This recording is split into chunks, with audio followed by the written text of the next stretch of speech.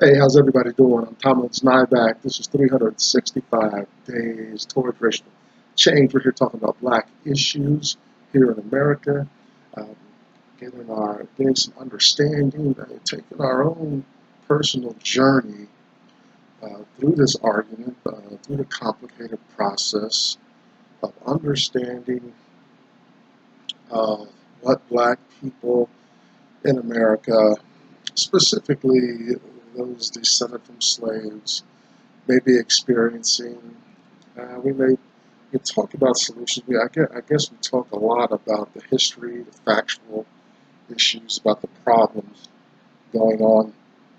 But there is a lot of information to wade through. But I was just recently talking with a friend, and I was suddenly concerned, focusing on what I'm doing in this project. What's my motivation? What keeps me coming back here day after day? What's the goal? Right? There is, we talk about a lot of solutions for black people to come together. We want to see reparations, apologies, um, fair practices in America and the world at large on a grander scale. But, as I was talking to my buddy, I come to realize, what if, to some degree,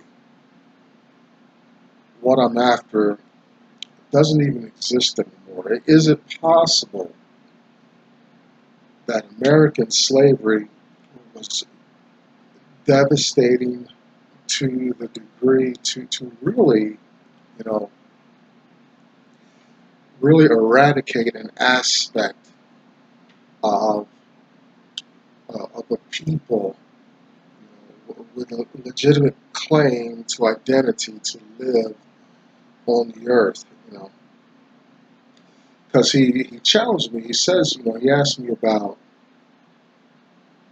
restoring certain aspects of black life, and I said, well, economically, socially, there's all these issues, and the light bulb went off in my head when he talked about religion.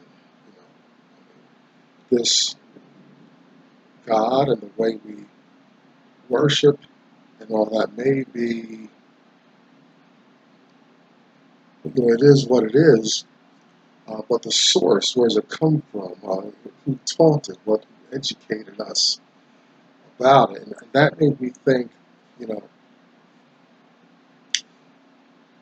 am I trying to get back to something? If that's the case, okay, then there could be some real markers uh, to lay hold of, some true roots. We wouldn't be making some new thing. We would have to have new names for holidays and stuff like that if I was trying to get back to a place that actually existed historically for black people.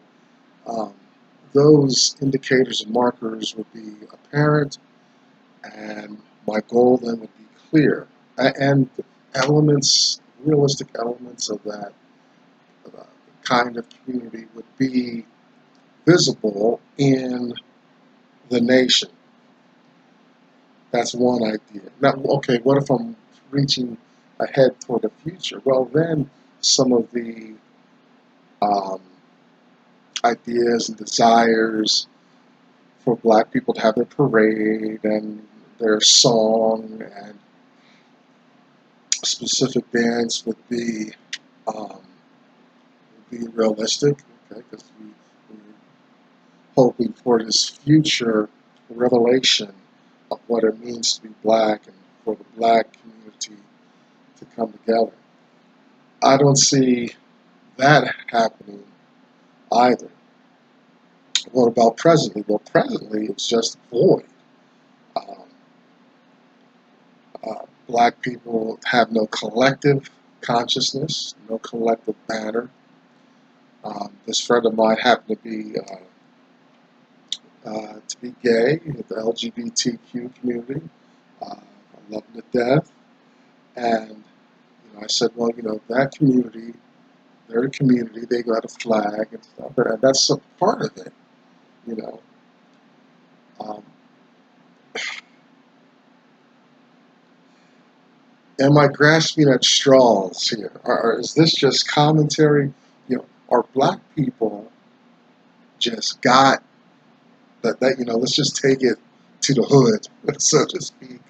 When in the hood, I remember, when I'm out buying drugs and I get ripped off, I'm not that kind of fighter to go back, get into that uh, level of drama. So I'm just got that $20, $30 is gone. I just, I was had, I was got, I didn't have my guard up. I didn't vet this stranger that's going to sell me this drug. I was got.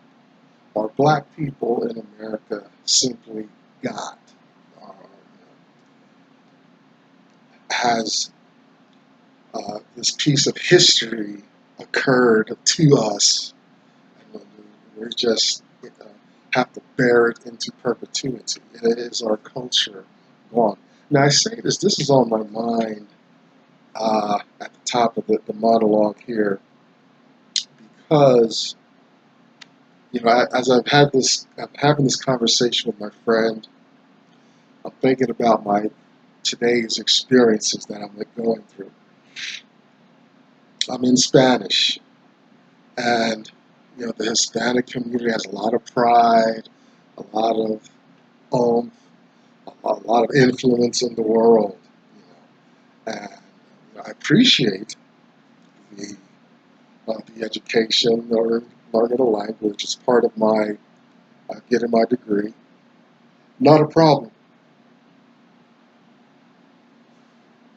but I'm watching my instructor, Hispanic origin, you know, wax eloquently about her pride and the great things, the music, and all these things associated.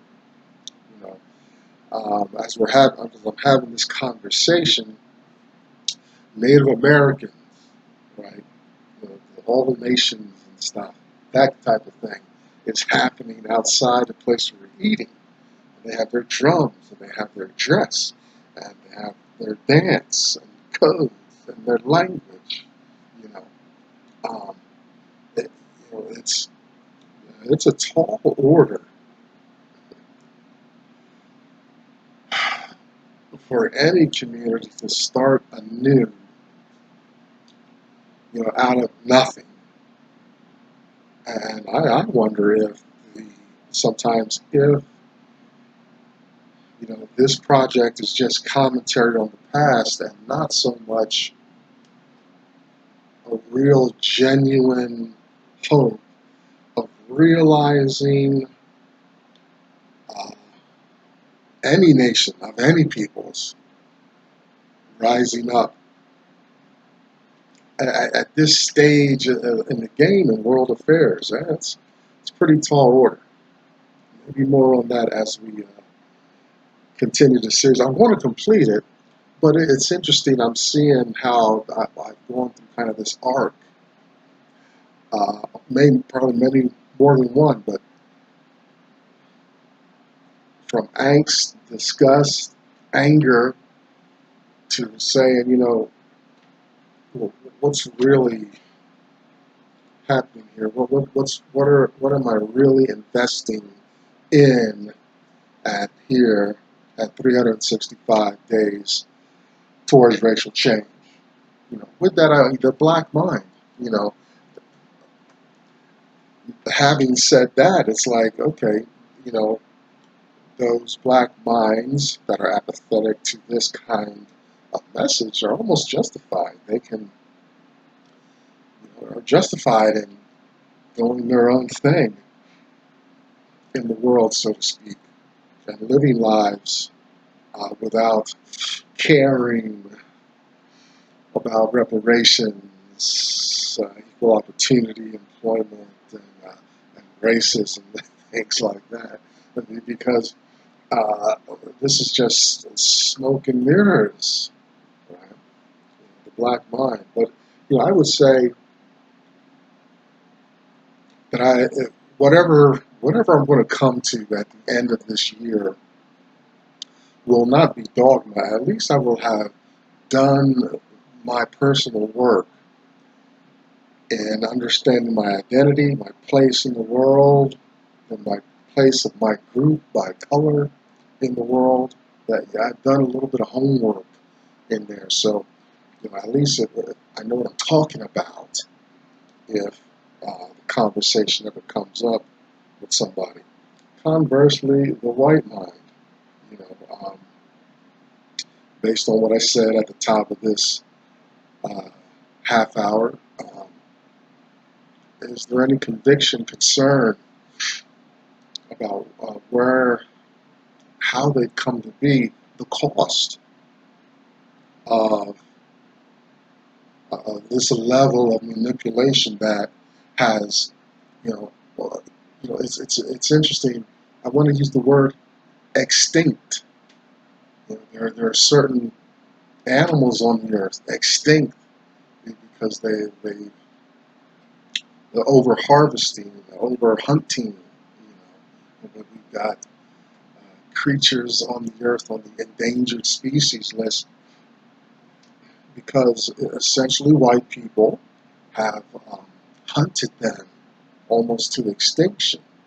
I just saw a feed there, MSN, I think it was, where they're considering, you know, harvesting, getting more aggressive. They're harvesting rhinoceros horns and stuff. Um, how tragic.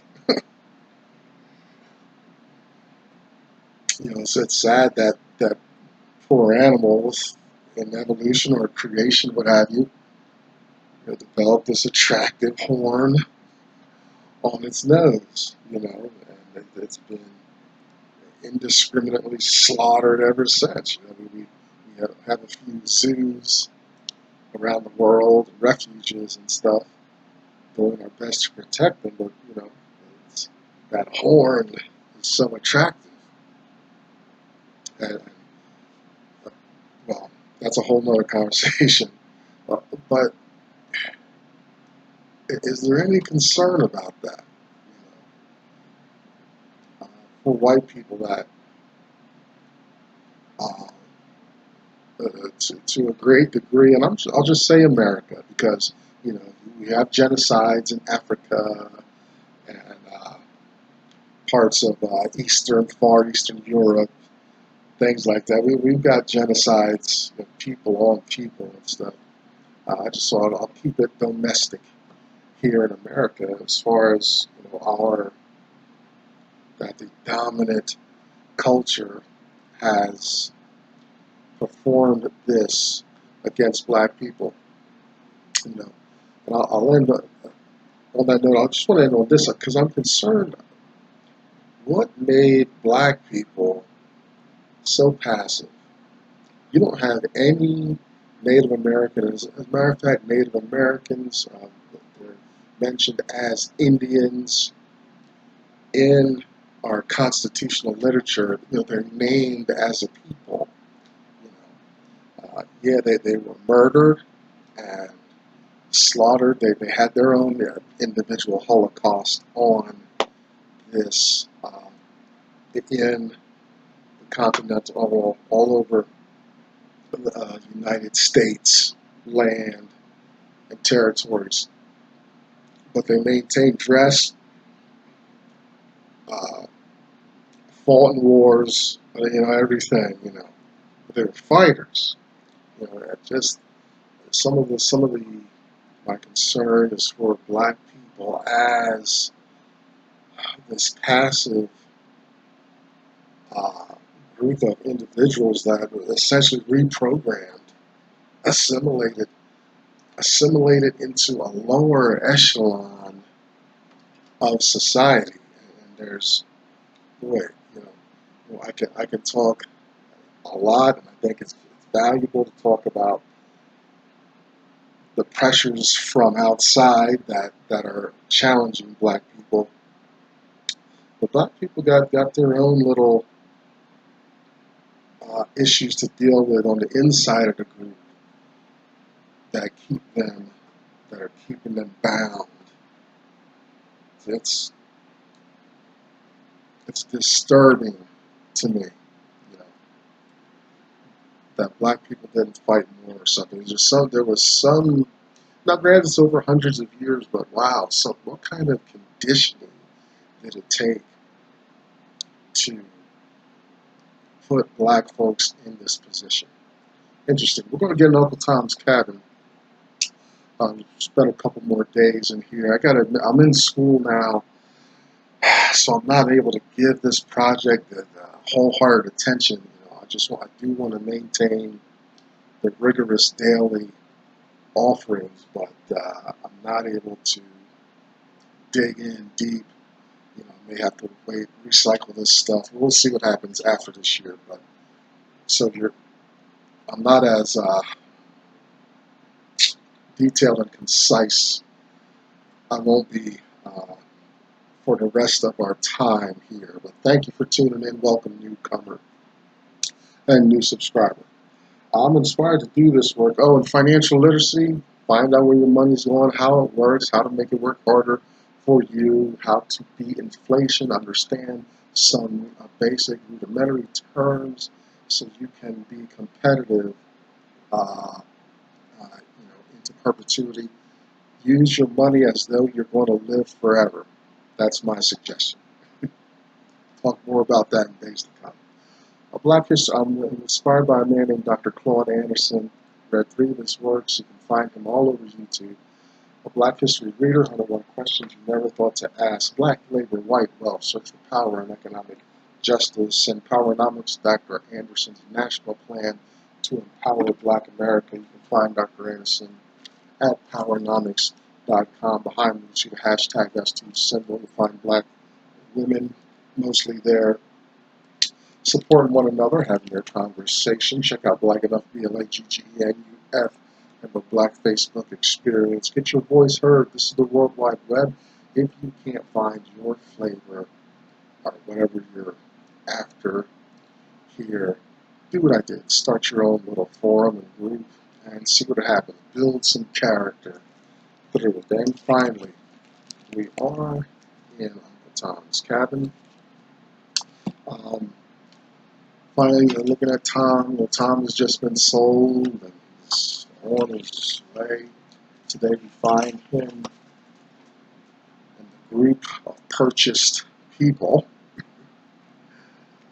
walking behind Simon Legree's wagon on their way to Simon Legree's plantation. And his plantation is not,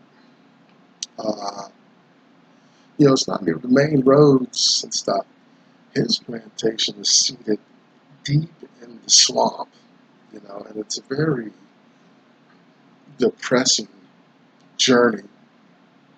Not only that, it's a journey, I'm sure Tom, at least, and probably many of the other slaves, because some of them are slightly educated and refined, used to some social encouragement.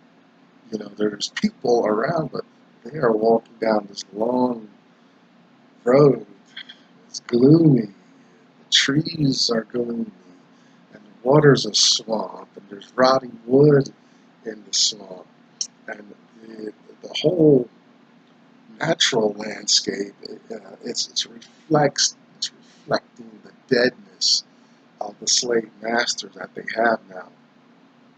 Quick story on that note is something I heard every once in a while. The Jim Jones, Jonestown, the tragedy gets revived, and we see commentary or a movie or something like that. Well, in one of the last rounds of this commentary, one of the survivors talks about that last day in Jonestown before the massacre and this poisoning and Kool-Aid. Don't drink the Kool-Aid. That's where that joke came from. But he talks about that when The congressman went down there and he's going to see what's going on and stuff. And all kinds of dirty laundry comes out. And it puts him in a deadly situation because Jim Jones had armed himself while I was down there and stuff like that. And he's got psychopaths around him ready to defend what they believe with their lives, but take you along with them. And when through the testimony of this witness, he says, look, when it was clear that a big chunk of people were ready to leave Jonestown, he said, it was a sunny day, it was calm, dry, but when this decision was made, Jim Jones got wind, like really understood, okay, these people are going to make a move, which would be a threat to him because he's been doing some bad stuff down there, taking drugs, sleeping with young people, stuff like that. This eyewitness said the weather changed like that. And what he's saying is like, up until that point, the evil that they had submitted themselves to kind of, stayed behind the scenes. It was just implied. You just go along with it. But now when this willfulness has shown up and became apparent, it was the weather almost was a tool of evil. It was evil tearing back, its mask and revealing itself. The Bible says that Satan is the prince of the power of the air, and language like that. I'm not trying to proselytize you. I'm just using that the text to kind of give a metaphysical demonstration of what this eyewitness is talking about as the intentions of the people that want to leave was realized, and then evil has to step itself up, and it reveals itself in the change in the weather. Interesting coincidence. I've seen that, actually. I used to play guitar. I was playing guitar at a party, and the sky had a clear line. It had a clear sky, and then a line of inclement dark clouds came over. When the clouds came over, it rained and all that. Fights broke out and stuff. So I kind of get what this eyewitness is talking about. That's the road they traveled walking behind Simon Legree, except it was obvious. The woods was gloomy, this gloomy swamp. Sure was closed in. This is Louisiana. And they're right around harvest time. So summer, it's a stifling summer, closed, miasmic to a degree. Legree's been drinking. He drinks a lot. And he turns around, he sees the men. He's got two women. He's got Emmeline, and another woman. We'll talk about them in a second. But he sees the men trailing behind him. They're all, their heads are hung low. Oh, boy. So he commands them to strike up a song. He wants to get some entertainment going. Legree's not a guy that can entertain himself. Someone's got to entertain him. We're going to see more of that as the story progresses. So the slaves, the guys, strike up a spiritual. Wrong answer. So Legree's like, don't even try it. You better just get off of this. He calls it Methodism, speaking of like Methodist religion, church and stuff. And, strike up a catchy tune and stuff. It's your job to keep me in a good mood. So they sing some old nonsense type chain gang song. And that assuages Legree's ire.